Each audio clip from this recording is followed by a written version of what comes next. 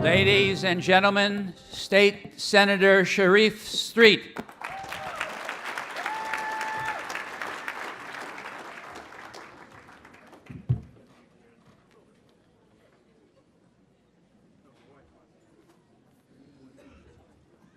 Build bridges, not walls.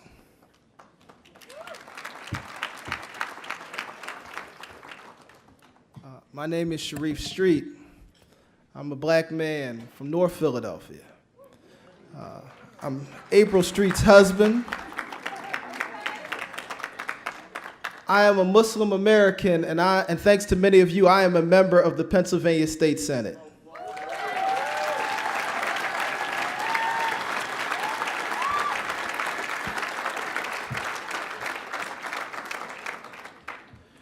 The second paragraph of the United States Declaration of Independence reads, "We hold these truths to be self-evident, that all men are endowed by their Creator with certain unalienable rights, and amongst them includes the rights to life, liberty, and the pursuit of happiness." It doesn't read all men born in the United States. It doesn't say all men who are Christian or Jewish or Muslim. It doesn't say all white men. It doesn't say all men in big cities or small towns. It doesn't say all rural men or urban men. It doesn't say all men born in Europe, and it doesn't say all men born in Africa. It doesn't say all men born in the United States. It says all men are endowed with certain unalienable, and I'm an attorney, unalienable means rights that cannot be separated from, such as life, liberty, and the pursuit of happiness. That means that if you're trying to travel through an airport in the United States, the mere fact that you were born a man or a woman, a human being, endows you with rights that must be respected, and it is in the Declaration of Independence that was the hallmark for the creation of this country. A country that was founded in the city that I now represent in Philadelphia, where people came to Philadelphia and came to the United States fleeing religious persecution. Ideals that too many people have now forgotten. Immigrants who traveled across an ocean who set shores here, freeing religious persecution. And I say today we must protect the rights of immigrants who travel across the ocean fleeing religious persecution today, regardless of whether they're Muslim, Christian, or Jewish.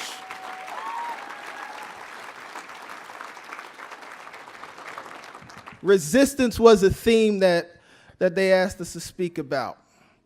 We have to resist. It is not an unfamiliar theme for many of us. You know, I used to joke with some of my friends, and I grew up in Philadelphia, a very diverse place. I had Arab friends. I said, and they said to Sharif, 9/11, how did it affect you going to the airport? I said, well, it used to be when we got stopped. As a black man, we were the number one people to get stopped at the airport. Now we dropped down to number 2.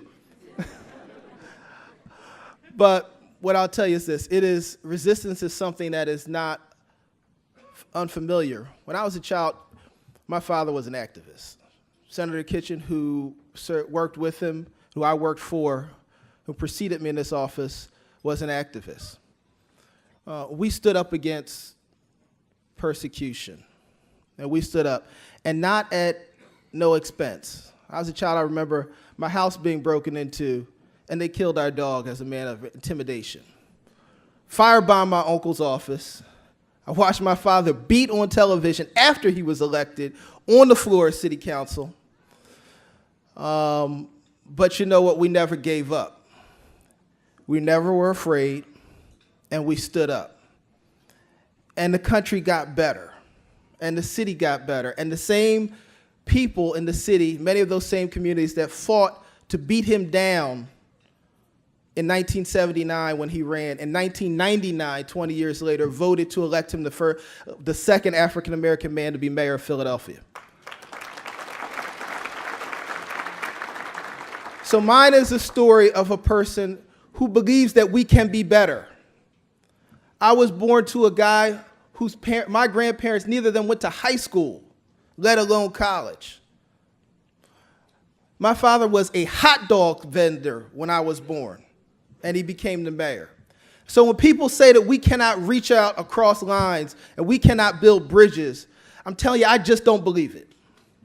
And on the day that we elected a man, a president, who didn't understand the rights of religious freedom and independence and who was trying to vilify Muslims, was the same day in Pennsylvania that we elected the first Muslim to serve in the Pennsylvania State Senate.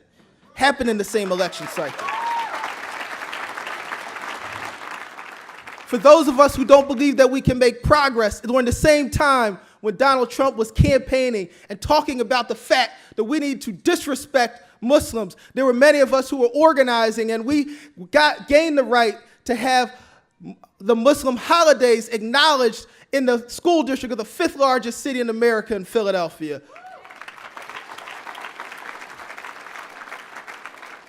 At the same time in which we were dealing with the fact that there were people all over the country who were organizing and demonizing immigrant communities, and were saying that we need to ignore and shut out Muslims. We need to understand that the governor of Pennsylvania invited Muslims to dine and to celebrate the Muslim holiday of Eid in the Capitol, in the governor's mansion. That same year, hundreds of people gathered in the city, Philadelphia City Hall, and celebrated it as well. So I want you to understand that all hope is not lost. One election was lost. But the great thing about America is every 4 years we have a chance to make it right. And we can do it again.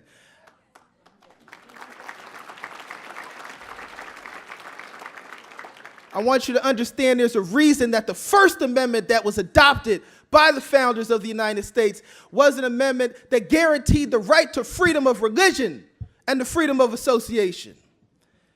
And I want you to understand that just because you get sworn in and take an oath to uphold the United States Constitution, inherent upon that is that you should read the document that you have upheld, that you have been sworn in to uphold.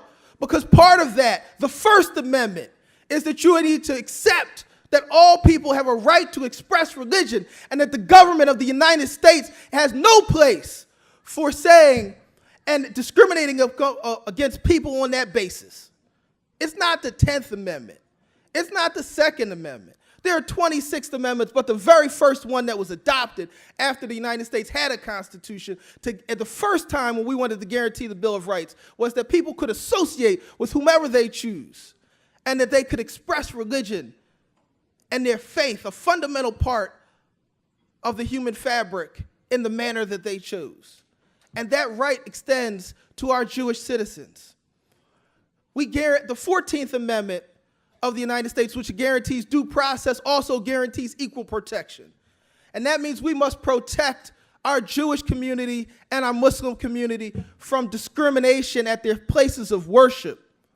And so I have offered, and have a number of co-sponsors, but I'm the prime sponsor of legislation in Pennsylvania that will protect the sacred places, both Jewish and Muslim, throughout the Commonwealth of Pennsylvania.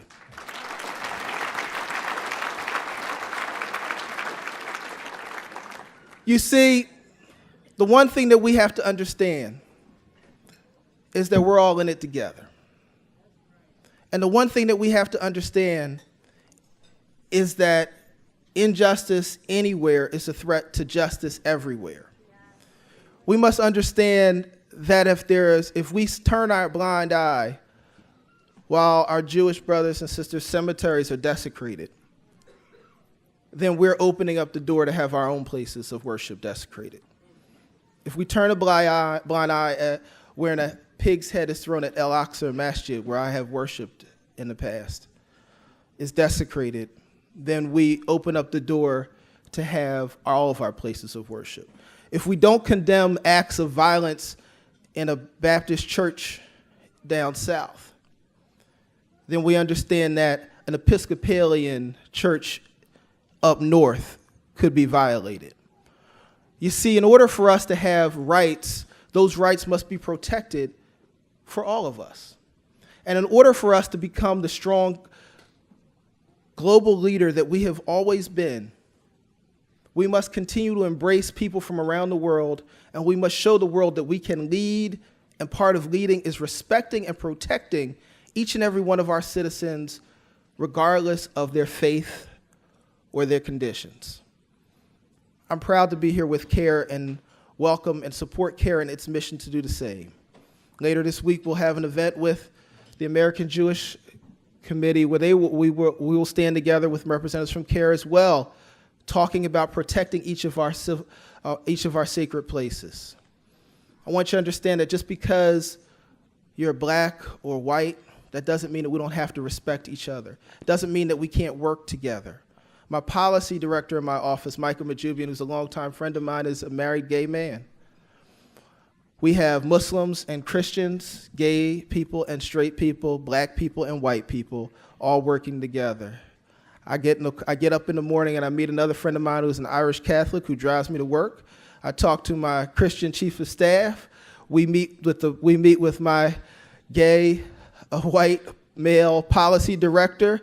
We talk to my Muslim scheduler, executive assistant, as she often corrects, who then asks our Muslim district director, who's a man, if he needs a cup of coffee, and calls the woman who runs the other district office to see if everything is okay up there. There are white people, black people, Jews, Christians, Muslims. The head of my political action committee, for years, Kevin Greenberg, is a Jewish man who worries all of us that we're not doing what we're supposed to do every day. But the fact that one is a Muslim and one is a Jew and one's a Christian, one's black, one's straight, one's gay, one's white, is not the concern. What we are fundamentally concerned about is our ability to serve the people that we get up in the morning and I was elected and we were all empowered to serve. And if each of us can dedicate our lives to doing that, we'll make America strong. Immigration has constantly infused America with greater talent. A significant portion of our doctors that we have throughout this country come from the immigrant community, many of them Muslim, many of them probably here tonight. Our original program to develop nuclear power was in part due to some Jewish immigrants who were fleeing the terrors of the Holocaust in Nazi Germany and who wanted to come here and help make America great so it could preserve the freedoms across the world. We have to understand that we are not a Christian country, we're not a Muslim country, we're not a Jewish country. We're a country that respects the rights of all people. And we're a country that has always been able to pull together when our basic freedoms were challenged. You know, there was a saying that we were all talking about last year, that we're stronger together. And for many of us who stood together and said that now is being tested. And I know that there are many others that have to speak tonight, so I won't go on for much longer. But I want to leave these thoughts that come from Martin Luther King Jr., who is an alumnus of my alma mater, Morehouse College. And on the statue that bears his likeness, it is written, and these words are engraved in the statue and in the minds of all students that walked there as we had to go into the Martin Luther King Chapel for programs, which were, it is the true measure of a man or a woman is not where he stands in times of comfort or convenience, but the true measure of a person is where he or she stands in times of conflict and controversy. It is times like these that will measure what we are as a society. And I believe that we will pull together and we will be better and we will be stronger because we will pass that test and we will prove that no one has to make us great again because we're great right now. Thank you so much. God bless.